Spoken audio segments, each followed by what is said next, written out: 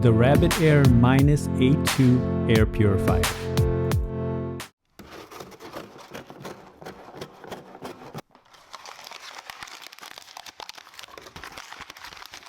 Hello everyone, welcome to Brian Unboxed. In this video, we'll look at the Rabbit Air MinusA2 air purifier.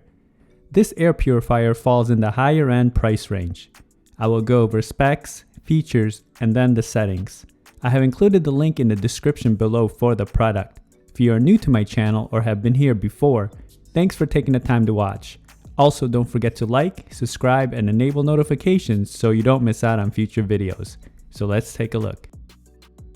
Inside, it comes with a user manual, a remote, the filters, and a mounting bracket. There are three models of the MinusA2, the 700A, 780A, and 780N. Depending on the coverage you're looking for, the 700 covers 700 square feet, and the 780 models cover 815 square feet. In this review, we will look at the 780N, which has a Wi-Fi feature. If you opt not to have the Wi-Fi, you can go with the 780A. Power consumption for this model is 7 to 61 watts depending on the speed you have it set. And listed also is the clean air delivery rates for pollen, dust, and smoke. This air purifier can filter dust mites, mold, pet dander, pollen, VOCs, bacteria, and particles that carry viruses. It has a 6-stage purification and deodorization. It uses a pre-filter which is washable, medium filter, HEPA filter, and a customized filter which you can specify in your order for germ, toxins, pet, or odor, an activated carbon filter, and it has a negative ion generator which you can turn on and off. Filters can last up to 2 years depending on usage, and this is based off 12 hours a day. It costs $85 for filter replacement.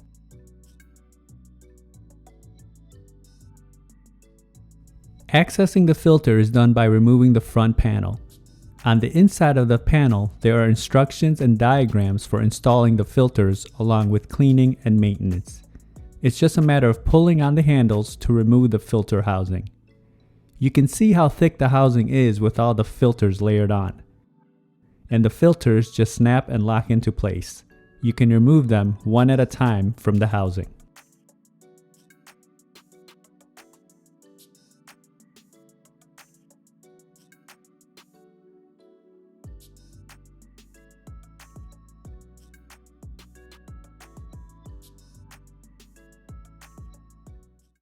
Just to the right of the panel, you'll find the speed control, mode filter reset button, the mood light and ionizer button, mood light, power button, light sensor, air quality indicator, and odor sensor. Here is a view of the top. You can see where the air comes out. And on the right side, you'll find the particle sensor. This is how it sounds toggling through the various settings and turning the light on and off.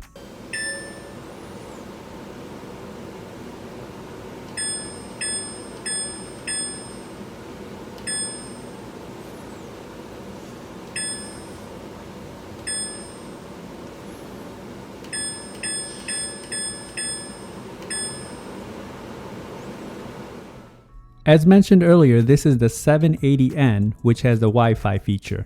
You can access and control all the settings via an app, along with setting timers.